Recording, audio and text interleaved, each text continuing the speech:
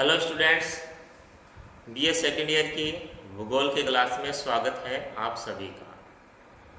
इसमें हम प्रथम प्रश्न पत्र मानव भूगोल का अध्ययन कर रहे हैं और आज हम मानव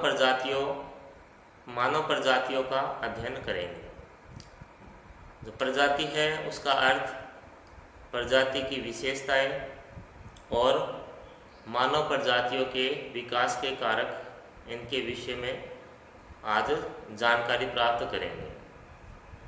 जो मानव प्रजाति है, प्रजाति का अर्थ यह है कि जो मानव समूह है उसमें एक निश्चित शारीरिक लक्षणों का होना, वो केवल उसी एक प्रजाति में होता है। जैसे शारीरिक गठन हो गया उसका जो बॉडी स्ट्रक्चर है वो प्रत्येक जाति में अलग अलग होता है। तो शारीरिक बनावट के आधार पर हम व्यक्ति की पहचान कर पाते हैं कि ये किस प्रजाति का है। और ये जो शारीरिक संरचना है ये वंशानुगत परंपरा के अनुसार एक पीढ़ी से दूसरी पीढ़ी में स्वतः ही हस्तांतरित होते रहते हैं। यानी जो प्रजाति के गुण हैं वो एक पीढ़ी से दूसरे पीढ़ी में जाते हैं। तो सबसे पहले प्रजाति का अर्थ, मीनिंग ऑफ रेस। प्रजाति जो शब्द है अंग्रेजी के रेस शब्द का हिंदी रूपांतरण है। यानी इंग्लिश में हम प्रजाति को रेस कहते हैं और हिंदी में प्रजाति कहते ही हैं। अब जो रेस शब्द है, इस रेस शब्द की जो उत्पत्ति है वो इतालवी यानी जो इटली देश है उसकी भाषा रज्जा शब्द से हुई है। यानी जो रेस शब्द है इसकी जो उत्पत्ति है, इस रेस शब्द की जो उत्पत्ति है इतालवी भाषा के रज्जा शब्द से हुई है। इस जो शब्द इतालवी भाषा का जो शब्द है रज्जा, इसका अर्थ होता है परिवार, वंश या नस्ल। यानी जो ये शब्द है रज्जा या रेस है, ये एक परिवार, एक नस्ल या एक परिवार, वंश या नस्ल को ये प्रकट करते हैं। उसके बाद जो रेस शब्द है इसका सर्वप्रथम प्रयोग किसने किया है? देखिए, जो रेस शब्द है इसका सर्वप्रथम जो प्रयोग है वो 1570 में ई फॉक्स नामक एक व्यक्ति थे, एक विद्वान थे। इन्होंने अपनी पुस्तक बुक ऑफ मार्टायर्स में किया है। तो ये ध्यान रखने वाली बात है, जो रेस जो शब्द है ना, इसका सर्वप्रथम प्रयोग 1570 में हुआ था ई फॉक्स के द्वारा। ई फॉक्स थे, एक विद्वान थे। इन्होंने सबसे पहले प्रजाति शब्द का प्रयोग किया था और इनकी पुस्तक का नाम है book of martyrs. Book of martyrs में प्रजाति शब्द का सर्वप्रथम उल्लेख मिलता है, जो ई फॉक्स के द्वारा 1570 में लिखी गई थी। प्रजाति है वो एक जैविक विचार है, एक जैविक विचार है प्रजाति। और जो प्रजाति है यह नस्ल से संबंधित मानव वर्ग तथा वंशानुक्रम के अंतर्गत शारीरिक लक्षणों में समानता रखता है। यानी एक नस्ल या एक जाति जो प्रजाति है उसका व्यक्ति होगा तो उसके जो शारीरिक लक्षण हैं वो एक समान होंगे। अब जैसे चाइना के लोग हैं, हम उन्हें पहचान जाते हैं, चेहरा देख के ही ये चाइनीज व्यक्ति है। इसी तरीके से जाति की कुछ विशेषताएं होती है जो हम आगे विस्तार से पढ़ेंगे, उसमें ये समस्त ये विशेषताएं हैं वो आएगी। तो इसके बाद हम कुछ विद्वानों की परिभाषाएं हैं प्रजाति से संबंधित, उनको हम जानते हैं। सबसे पहले है क्रोबर महोदय की परिभाषा है कि प्रजाति एक मान्य जैविक अवधारणा है।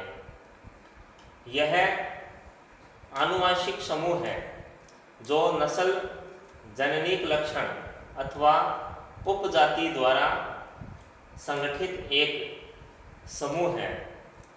यह मान्य सामाजिक सांस्कृतिक अवधारणा नहीं है।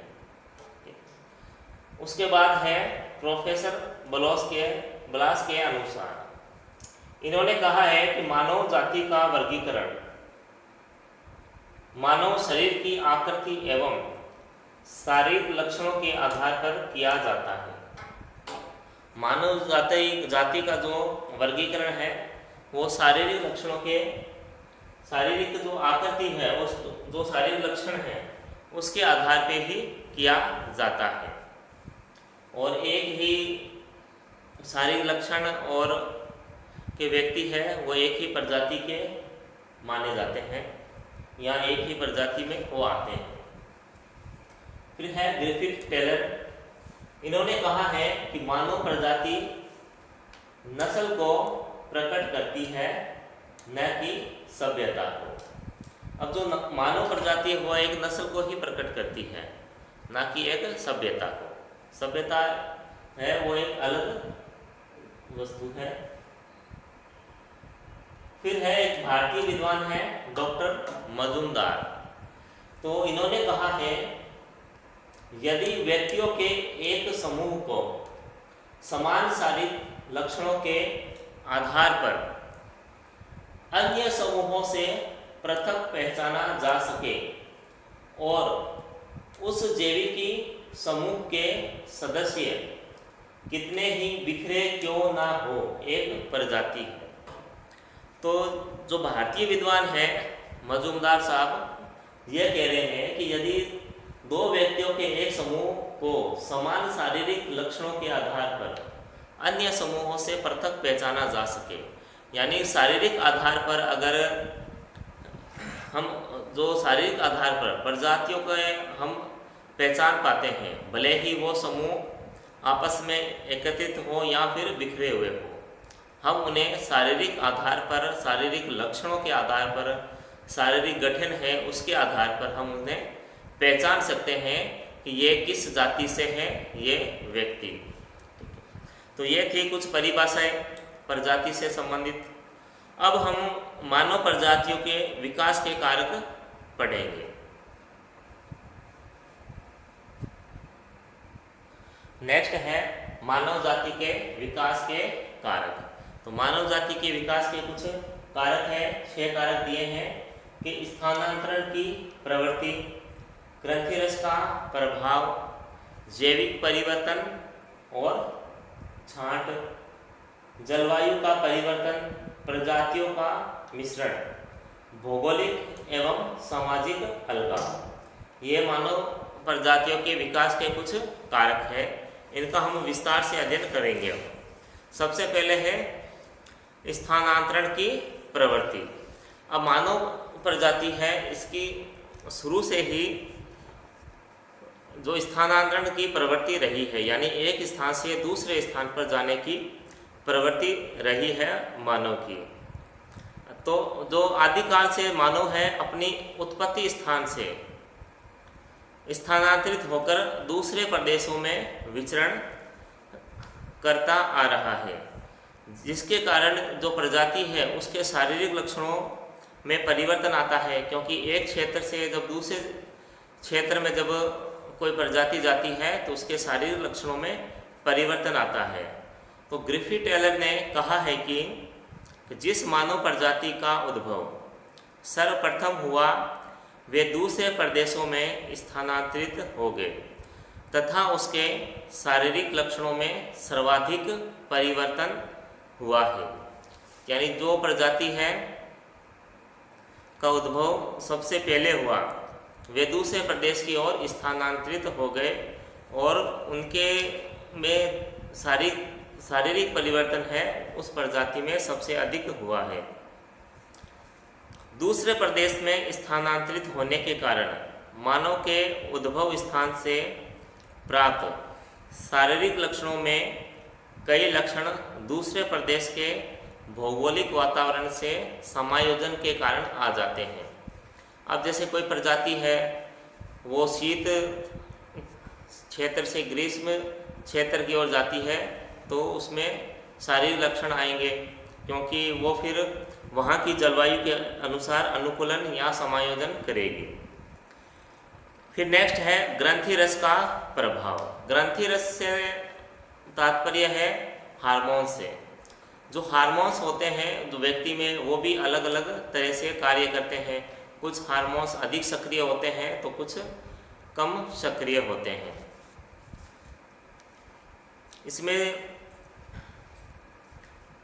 मानव शरीर के आकार तथा आकृति निर्धारण में शरीर की विभिन्न ग्रंथियों का महत्वपूर्ण स्थान होता है। इसके लिए आर्थर कित महोदय ने 1922 में कहा कि समस्त मानव प्रजातियों का उत्पत्ति क्षेत्र एक ही है। जो आर्थर कित महोदय है 1922 में उन्होंने कहा था कि जो प्रजातियां हैं, जितनी भी प्रजातियां हैं, उनका जो उत्पत्ति क्षेत्र है वो एक ही स्थान है या एक ही क्षेत्र है, और वे सभी एक ही पितरों यानी पेरेंट्स की संतान है। जितनी भी प्रजातियां हैं उनके जो पेरेंट्स हैं वो एक ही प्रजाति से हैं। शरीर की विभिन्न ग्रंथियों के पृथक पृथक क्रियाओं के परिणाम स्वरूप प्रजातीय भिन्नता उत्पन्न होती है। जो ग्रंथियां हैं शरीर की, उनके अलग अलग क्रियाओं के परिणाम स्वरूप जो प्रजातियां हैं उनमें भिन्नता आ जाती है। जैसे मानव शरीर में पीयूष ग्रंथि, पीनियल, थायराइड और एड्रिनल कुछ ग्रंथियां होती है जो हार्मोन्स स्रावित करती है। आर्थर कित ने बताया है कि पीयूष ग्रंथि से स्रावित रस के असाधारण विकास से ठुड्डी यानी चिन्ह, आँख और नाक की भौहों का विकास अधिक हो जाता है। एड्रिनल ग्रंथि से स्रावित रस का सीधा प्रभाव मानव की त्वचा पर पड़ता है। मानव की जो स्किन है उस पर इसका इफेक्ट पड़ता है एड्रिनल ग्रंथि का। अब जो शीत क्षेत्र में जो प्रजातियां रहती है उनकी स्किन वाइट होती है, और जो उष्ण क्षेत्रों में रहती है प्रजातियां उनकी स्किन ब्लैक होती है। सूर्य की किरणों से प्राप्त विटामिन डी तथा इस ग्रंथि से स्रावित रस के रासायनिक क्रिया से त्वचा का रंग निर्धारित होता है। उसके बाद थायराइड ग्रंथि है। थायराइड ग्रंथि मानवीय शरीर की लंबाई को प्रभावित करती है, यानी थायराइड ग्रंथि के कारण आदमी की हाइट पे इफेक्ट पड़ता है। विभिन्न ग्रंथियों से स्रावित रस मानवीय शारीरिक संरचना को सर्वाधिक प्रभावित करते हैं, यानी जो हार्मोन्स है वो भी जो मानव की शारीरिक संरचना है उसको सबसे अधिक प्रभावित करते हैं। फिर नेक्स्ट है जैविक परिवर्तन एवं छांट। छांट का मतलब सिलेक्शन से है, छांट यानी सिलेक्शन या चुनना। मानव के शारीरिक संरचना के रूप निर्धारण में विभिन्न वंश तत्वों यानी जीन्स का प्रभाव होता है। जो जीन होते हैं उनका प्रभाव होता है इसमें। जो जीन्स है वे एक पीढ़ी से दूसरी पीढ़ी में लगातार एवं समय दर स्थानांतरित होते रहते हैं। इन जिन्सों में भौगोलिक कारकों जैसे जलवायु, आहार, बीमारी आदि के कारण इनमें परिवर्तन होता है। जो जीन्स होते हैं मनुष्य के उसमें भी परिवर्तन हो जाते हैं। परिवर्तन कैसे होता है? जलवायु के कारण, आहार यानी किस तरह का वो भोजन करता है, और बीमारी के कारण भी जो जीन्स है उस पर इफेक्ट पड़ता है। जब जीन्स पे इफेक्ट पड़ेगा तो उससे भी जो शारीरिक संरचना है मानव की उसमें परिवर्तन आएगा। मानवीय प्रजातियों का विकास एक निश्चित प्राकृतिक एवं सामाजिक वातावरण में होता है,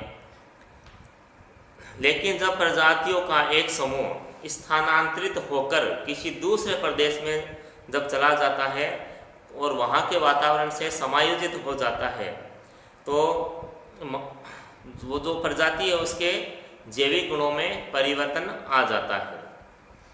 इसमें एक रूस के विद्वान है, मानव शास्त्री है, रूस के नेस्त तुर्क। उन्होंने कहा है कि पर्यावरण ने प्रजातियों के विकास को प्रभावित किया है। रूस के मानव शास्त्री है नेस्त तुर्क, उन्होंने कहा है कि पर्यावरण ने प्रजातियों को प्रभावित किया है, उसके विकास को प्रभावित किया है। फिर नेक्स्ट है जलवायु परिवर्तन, क्लाइमेट चेंज। अब क्लाइमेट चेंज का जो इफेक्ट है वो सबसे अधिक पड़ता है मानव की जो बॉडी स्ट्रक्चर है, उसके जो शारीरिक लक्षणों पर सबसे अधिक प्रभाव है वो जलवायु का रहता है। मानव प्रजातियों के उद्भव एवं विकास को प्रभावित करने वाला प्रमुख कारण जलवायु को ही माना जाता है।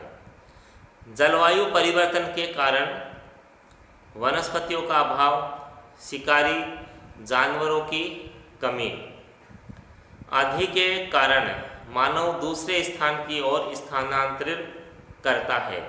यानी जलवायु के कारण कहीं पर अगर वनस्पति उत्पन्न नहीं हो रही है, शिकार के लिए उसे पशु नहीं प्राप्त हो रहे हैं, तो वो एक स्थान से दूसरे स्थान पर स्थानांतरण करेगा।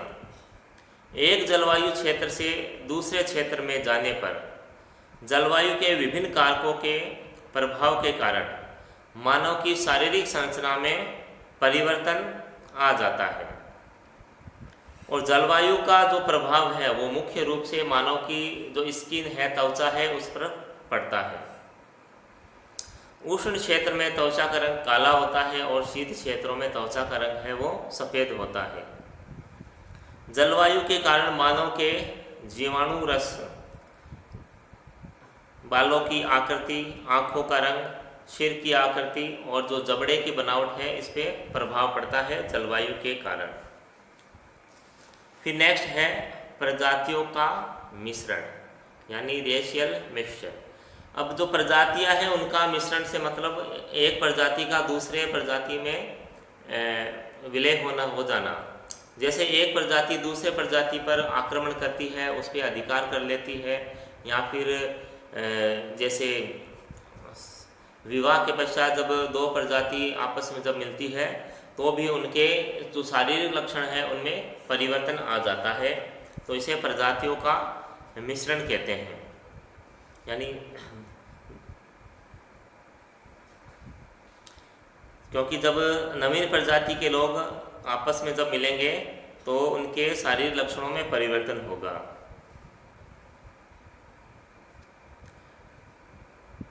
मानव प्रजातियों के उद्भव एवं विकास से संबंधित प्रवास कटिबंध सिद्धांत का जो प्रतिपादन वो ग्रिफ टेलर महोदय ने किया था।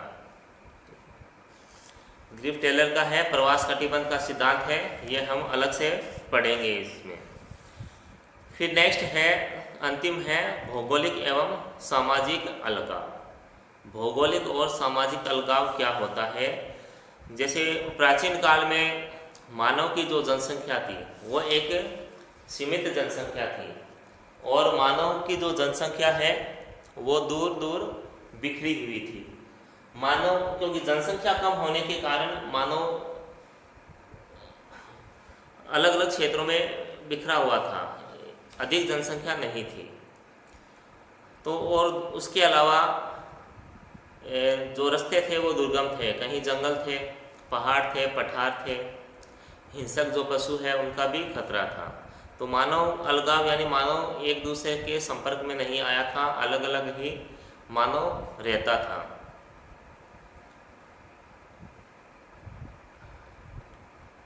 जिसके कारण मानव एक स्थान से दूसरे स्थान पर आसानी से नहीं जा सकता था।